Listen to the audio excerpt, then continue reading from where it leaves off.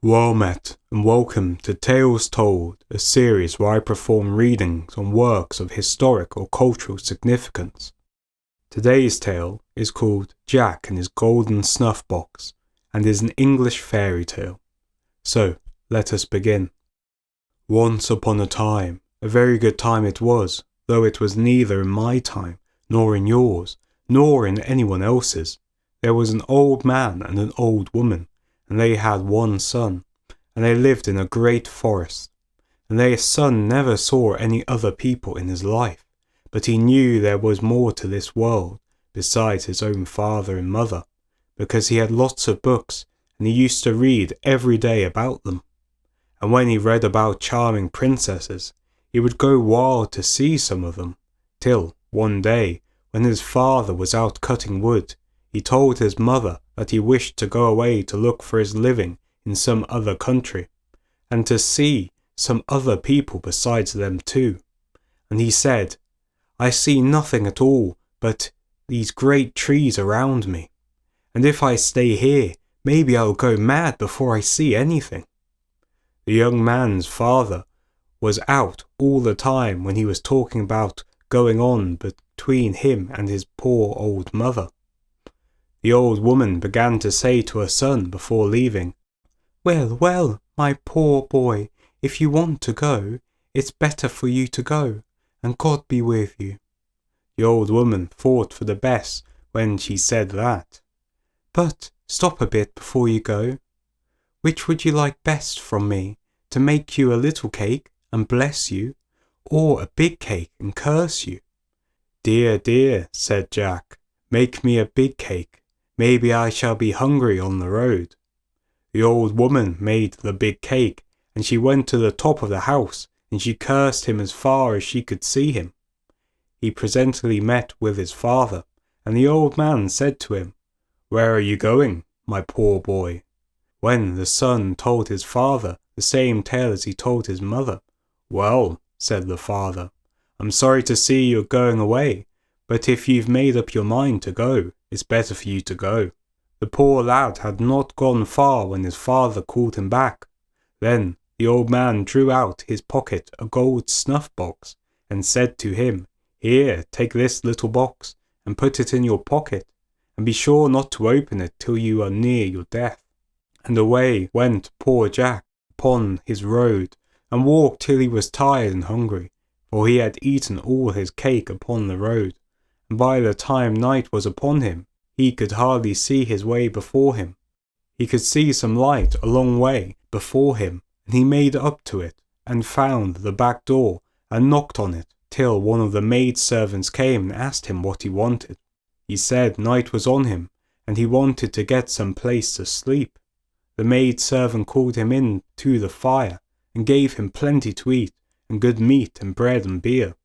And as he was eating his food by the fire, there came a young lady to look at him, and she loved him well, and he loved her. And the young lady ran to tell her father, and said there was a pretty young man in the back kitchen. And immediately the gentleman came to him, and questioned him, and asked what work he could do. Jack said, the silly fellow, that he could do anything. He meant that he could do any foolish bit of work that would be wanted around the house. "Well," said the gentleman, "if you can do anything, at 8 o'clock in the morning I must have a great lake, and some of the largest man-of-war vessels sailing before my mansion, and one of the largest vessels must fire a royal salute, and the last round must break the leg of the bed where my young daughter is sleeping. And if you don't do that, you will have to forfeit your life."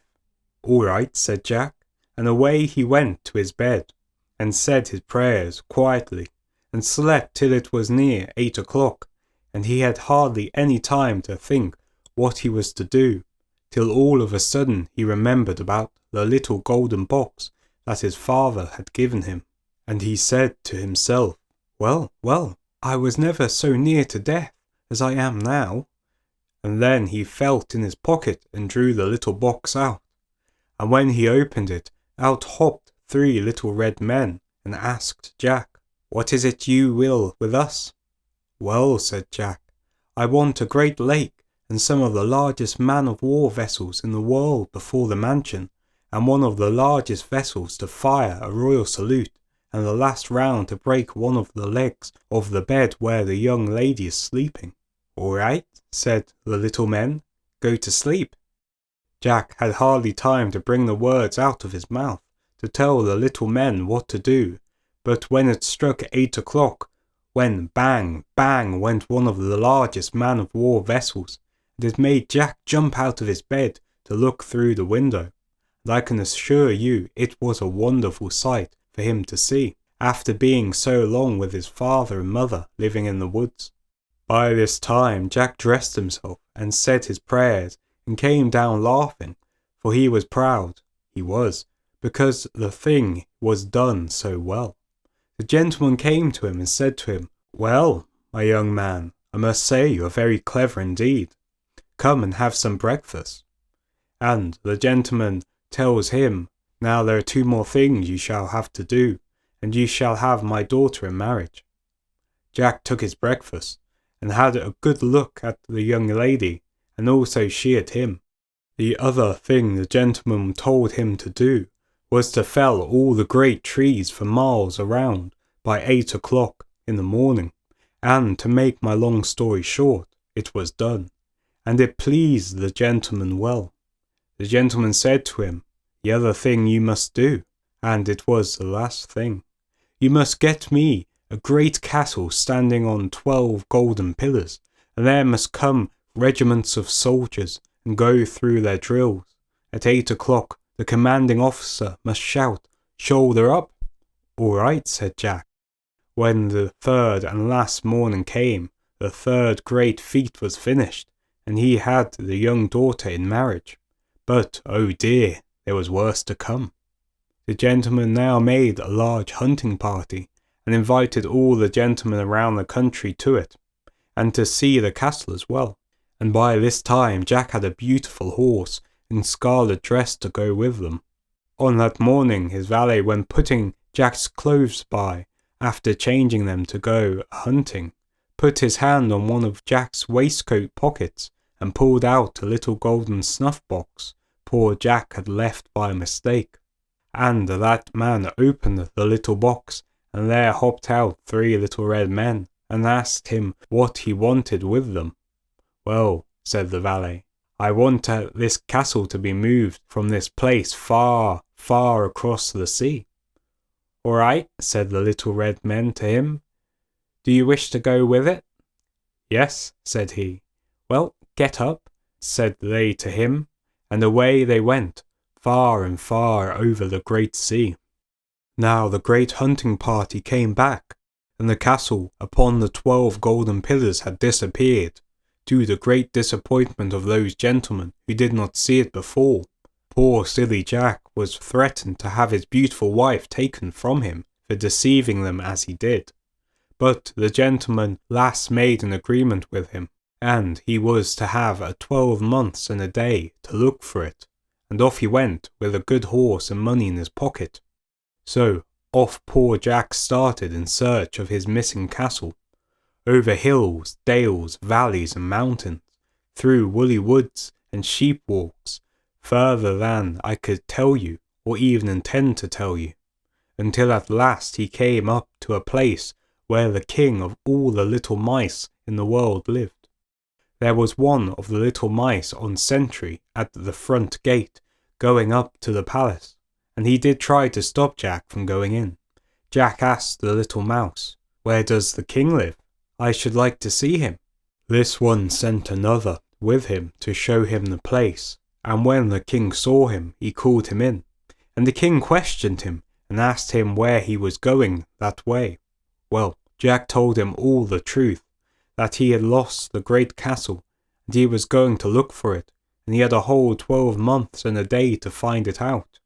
And Jack asked him whether he knew anything about it, and the king said, "No, but I am the king of all the little mice in the world, and I shall call them up all in the morning, and maybe they will have seen something of it."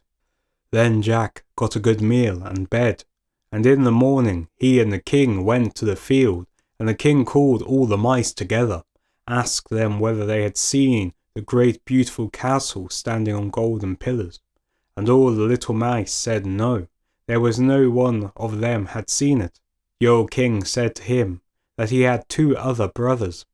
One is the king of all the frogs, and the other brother, which is the oldest, he is the king of all the birds in the world. And if you go there, maybe they know something about the missing castle. The king said to him, "Leave your horse here with me till you come back, and take one of my best horses under you, and give this cake to my brother. He will know then who you got it from. Mind, and tell him I am well, and should like dearly to see him again." And then the king and Jack shook hands, and when Jack got going through the gate, the little mouse asked him, should he go with him? And Jack said to him, "No, I shall get myself into trouble with the king." And the little thing told him, "It will be better for you to let me go with you. Maybe I shall do good to you sometimes without you knowing it." "Jump up then." And the little mouse ran up the horse's leg and made it dance, and Jack put the mouse in his pocket. Now Jack, after wishing good morning to the king and pocketing the little mouse, which was on sentry, trudged on his way, and such a long way was it he had to go, and this was his first day. At last he found the place, and there was one of the frogs on sentry, a gun upon his shoulder, and he did try to hinder Jack from going in, but when Jack said to him that he wanted to see the king, he allowed him to pass, and Jack made it up to the door. The king came out and asked him his business, and Jack told him all from beginning to end. Well, well, come in. He got good entertainment that night, and in the morning the king made such a funny sound, and collected all the frogs in the world, and he asked them, did they know or see anything of a castle that stood upon 12 golden pillars, and they all made a curious sound, rock, rock, and said no. Jack had to take another horse and a cake to this king's brother, who is the king of all the fowl of the air, and as Jack was going through the gates, the little frog that was on sentry asked him, should he go with him? Jack refused him for a bit, but at last he told him to jump up, and Jack put him in his other waistcoat's pocket, and away he went again on his great long journey. It was 3 times as long this time, and it was the first day. However, he found the place, and there was a fine bird on sentry, and Jack passed him, and he was never said a word to him, and he talked to the king, and told him everything about the castle. Well, said the king to him, you shall know in the morning, for my birds, whether they know anything or not. Jack put up his horse in the stable, and then went to bed, after having something to eat. And when he got up in the morning, the king and he went on to the field, and there the king made some funny noise, and they came all the fowls that were in the world, and the king asked them, did they see the fine castle? And all the birds answered, no. Well, said the king, where is the great bird? They had to wait then for a long time for the eagle to make his appearance, when at last he came all in perspiration, after 2 little birds had been sent high up to the sky to whistle him to make all haste he possibly could. The king asked the great bird, did he see the great castle? Yes, I come from where it is now. Well, said the king to him, this young gentleman has lost it, and you must go with him back to it. But stop till you get a bit of something to eat first. They killed a calf and sent the best part of it to feed the eagle on his journey over the sea, and he carried Jack on his back. Now, when they came in sight of the castle, they did not know what to do to get the little gold box. Well, the little mouse said to them, leave me down, and I will get the little box for you. So the mouse stole into the castle, and got hold of the box, and when he was coming down the stairs, it fell down, and he was very nearly being caught. He came running out with it, laughing his best. Have you got it? Said Jack to him. He said, yes, and off they went back again, and left the castle behind. As they were all of them, Jack, Mouse, Frog, and Eagle, passing over the great sea, they fell into quarrelling about which it was that was to get the little box, till down it slipped into the water. It was by their looking at it and handling it from one hand to the other that they dropped the little box to the bottom of the sea. "Well, well," said the Frog, "I knew that I would have to do something. You had better let me go down into the water." And they let him go, and he was down there for 3 days and 3 nights, and up he comes, and shows his nose and a little mouth out of the water. And all of them asked him, did he get it? And he told them, no. "Well, what are you doing there then?" "Nothing at all," he said. "Only I want my full breath." And the poor little frog went down the second time. He was down for a day and a night, and up he brings it. And away they did go, after being there for 4 days and nights, and after a long tug over sea and mounting, arrived at a place of the old king, who is the master of all the birds of the world. And the king was very proud to see them, and he had a hearty welcome and a long conversation. Jack opened the little box and told the little men to go back and to bring the castle here to them, and all of you go and make haste back again as you possibly can. The little men went off, and when they came near the castle, they were afraid to go in till the gentleman and lady and all the servants were gone out to some dance.